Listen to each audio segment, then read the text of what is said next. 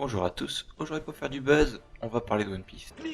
Mais pas de théorie ou de top, non, ici on va parler des pirates qui ont vraiment existé. Évidemment pour des raisons de confort, les faits sont résumés car certains pirates ont un CV plus grand qu'un dictionnaire. Cela dit, chaque pirate a mené une vie très passionnante. On va donc commencer en douceur avec Bellamy Layen, qui n'est autre que Samuel Bellamy. Son nom est directement emprunté à Samuel Bellamy, dit Black Sam, prince des pirates, ou encore Robin des Bois de la Mer. Bellamy est né en Angleterre en 1689 et il a commencé à naviguer pour la Royal Navy britannique durant son adolescence. Contrairement aux pirates sanguinaires que l'on connaît, Samuel Bellamy était connu pour sa générosité et sa clémence envers les prisonniers et les otages. Lors de ses nombreux voyages, il fait escale au port de Tamu, où il rencontre Maria Alette qui a tout juste 15 ans et en tombe follement amoureux.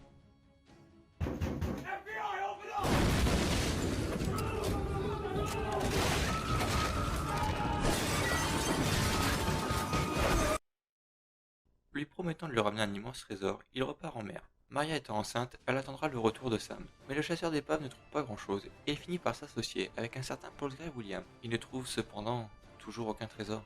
Plus tard, il est finalement accepté dans l'équipage de Benjamin Hornigold, dont le second à l'époque n'est autre qu'Edward Teach. Peu après, Hornigold perd son statut de capitaine pour refus d'attaquer des navires anglais, son pays d'origine.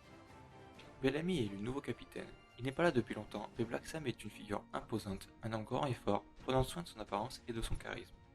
Il est également fin stratège et très bon capitaine, et bientôt, en février 1717, ils vont connaître leur plus belle prise.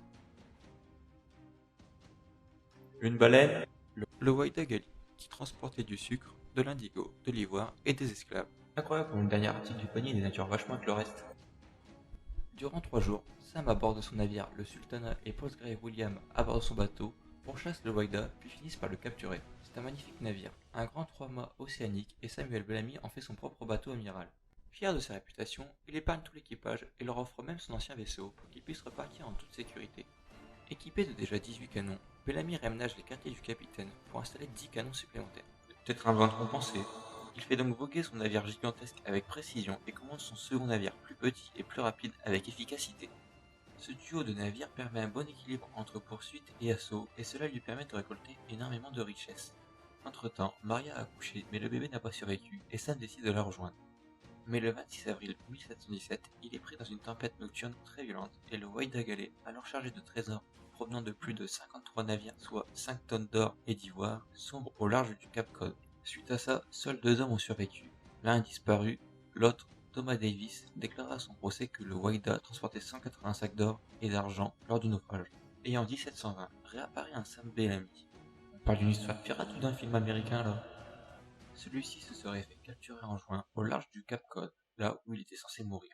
Il s'agirait vraisemblablement du même, bien que celui-ci est censé être mort 3 ans auparavant. À l'heure actuelle, on ne sait toujours pas si c'était le vrai ou non. Lors de son procès, il déclara: Il nous condamne, ces crapules, alors que la seule différence entre nous, c'est qu'ils volent les pauvres grâce à la loi et que nous payons les riches armés de notre seul courage. Mon résumé sur ce personnage est fini, mais s'il vous intéresse, sachez qu'il est présent dans le jeu Assassin's Creed Black Flag. Pour le second pirate, nous allons parler de Basil Hawkins, qui vient de John Hawkins et Basil Ringrose. Vous en doutez, mais du coup son nom est composé des 2 pirates, John Hawkins et Basil Ringrose.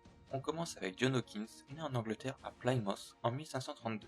Il était constructeur de navires, riche négociant, navigateur et marchand d'esclaves anglais. Tout d'abord, dans les années 1560, John Hawkins effectua plusieurs traversées de l'Atlantique, se livrant à la vente d'esclaves, et accosta en Floride où il rencontre René de Goulaine de Laudonnière. Quel magnifique et doux nom que nous avons là. En 1567, il monta en compagnie de son neveu Francis Drake. On parlera de ce dernier plus tard, ne l'oubliez pas. Une troisième expédition vers l'Afrique pour y acheter des esclaves et les revendre dans les colonies du Nouveau Monde. Malgré l'importance de leur flotte, les 2 compères furent encerclés par les Espagnols dans une rade du Mexique. Drake et Hawkins s'échappèrent de justesse malgré tout. En 1588, Hawkins participa avec Francis Drake, Martin Frobisher et Walter Raleigh aux attaques en Manche et en mer du Nord contre l'invincible Armada. Plus tard, en 1595, John Hawkins accompagna Francis Drake pour une chasse au trésor dans les Indes occidentales. Mais malheureusement, c'est durant ce voyage qu'il tomba malade et mourut près de Porto Rico en 1595. Nous allons maintenant parler de Basil Ringrose. C'est un médecin anglais embarqué sur les navires des pirates, et il est né en 1653. Pendant ses divers périples, il écrit un livre de bord dont les récits de voyage constituent une source intéressante quant à la vie des boucaniers. Basil a accompagné de 1680 à 1682 le chef des pirates Bartholomew Sharp. C'est pas ce Bartholoméo là qui inspirait notre très célèbre combat. Durant un raid sur la côte pacifique, Basil Ringrose fut l'une des 50 victimes d'un massacre perpétré par les Espagnols contre les flibustiers en février 1686 sur les côtes du Mexique. Tiens, encore les Espagnols. Nous allons donc maintenant nous intéresser au prochain pirate qui n'est autre qu'X-Drake, soit Sir Francis Drake. Il s'agit là du cousin de John Hawkins évoqué précédemment. J'espère que vous ne l'avez pas oublié comme je vous l'avais demandé. Mais tout est lié, tu fais bien ton travail finalement, on dirait pas comme ça. X-Drake est donc inspiré par l'un des pirates les plus connus. Il s'agit bien sûr de l'explorateur / corsaire / pirate Sir Francis Drake. Francis Drake naît à Tavistock en 1540. Âgé de 23 ans, Drake effectue son premier voyage en Amérique, naviguant en compagnie de son cousin germain, Sir John Hawkins. C'est le John Hawkins de tout à l'heure. Nos deux compères naviguent donc sur l'un des bâtiments de la flotte possédé par la famille de ce dernier. Cette flotte se rend d'Angleterre en Afrique pour y acheter des esclaves et les revendre dans les colonies du Nouveau Monde. Mais c'est à la mode les esclaves là-bas. Est-ce qu'il y a possibilité d'en avoir un? Sans quoi faut me dire où Chine. En 1568, Drake navigue à nouveau en compagnie de la flotte des Hawkins, lorsque cette dernière est enfermée par les Espagnols. Encore et toujours au Ah, vous allez voir, à cette époque, les Espagnols, c'est des gros malades, ils sont vraiment partout. Ils se retrouvent donc emprisonnés, mais Drake et Hawkins parviennent à s'échapper de justesse, et celui-ci va développer une haine pour les Espagnols. Il retourne en Angleterre et obtient de la reine Elisabeth Ier la permission de piller les navires du roi Philippe d'Espagne. En 1572, il embarque pour sa première expédition où il envisage une attaque sur l'isthme de Panama. La raison est très simple, c'est à cet endroit que l'or et l'argent pillés au Pérou se retrouvent. Drake quitte donc Plymouth le 24 mai 1572 avec un équipage de 73 hommes répartis sur deux petits bâtiments, le Pacha et le Swan, pour capturer la ville des Nombre de Dios et des Venta de Cruz. Olé, grâce à l'aide d'esclaves du Panama, il lance un premier raid à la fin du mois de juillet 1572. Drake parvient donc à capturer la ville et ses trésors. Lorsque ces hommes s'aperçoivent qu'il est blessé, ces derniers préfèrent battre en retraite et abandonner leurs trésors pour sauver la vie de leur capitaine. Drake se rétablit et reste pendant près d'un an dans la région, attaquant plusieurs bâtiments espagnols et cherchant à prendre un galion. Il vogue sur les côtes du Pérou et du Chili, attaquant tous les navires marchands espagnols qu'il rencontre. À cette époque, fallait visiblement pas être espagnol. Après de longs préparatifs, Drake et son équipage se lancent à la conquête du Pacifique et retrouvent l'océan Indien, puis passent par le cap de Bonne-Espérance et reviennent en Angleterre. Drake devient alors le premier anglais à avoir fait le tour du monde. Il faut savoir que Drake a fait énormément de voyages, mais je peux pas tous les détailler ici tellement il en a fait. Au flemmard, tous les trésors qu'il a accumulés le rendent riche et sa notoriété pousse la reine à le sacrer chevalier en 1581. Plus tard, les tensions avec l'Espagne empirent et Drake est envoyé pour piller et démoraliser la marine espagnole. Alors que le roi d'Espagne met au point des mesures de contre-attaque via la construction d'immenses navires, Drake interrompt le chantier et détruit plus de 30 navires et tout le matériel. Après ces divers exploits, il devient vice-amiral de la marine anglaise et lors d'un affrontement contre 130 navires espagnols, il parvient avec la flotte anglaise à capturer le bateau où se trouve le trésor de l'armée espagnole. À un moment, on va falloir laisser tranquille ces Espagnols. Peu à peu, les Anglais prennent le dessus et Drake est envoyé au Portugal pour aider ce dernier à résister aux occupants espagnols. C'est une défaite totale. Drake perd 20 navires et 12 000 hommes. Suite à ça, il rentre en Angleterre et occupe les fonctions de maire à Plymouth. Plus tard, la reine fait de nouveau appel à lui, en 1595, pour capturer les trésors espagnols au Panama. Malheureusement, Francis Drake est touché par la dysenterie et meurt d'une terrible fièvre en 1596. Son cadavre est placé dans un cercueil en plomb et jeté à la mer au large de Portobello. Pour pouvoir parler de tous les exploits de Drake, il me faudrait une vidéo entière tellement il a fait de choses. C'est nul! Si Sir Francis Drake vous intéresse, je vous conseille le jeu Uncharted où il est souvent fait mention de Francis Drake car Nathan Drake, le protagoniste, se dit descendant de celui-ci. On passe désormais au personnage le plus aimé de One Piece, Roronoa Zoro, soit François Lolonais. Il faut savoir que le L est roulé comme un R en japonais, Lolonais donne Roroné et la prononciation japonaise complète la transformation en Roronoa.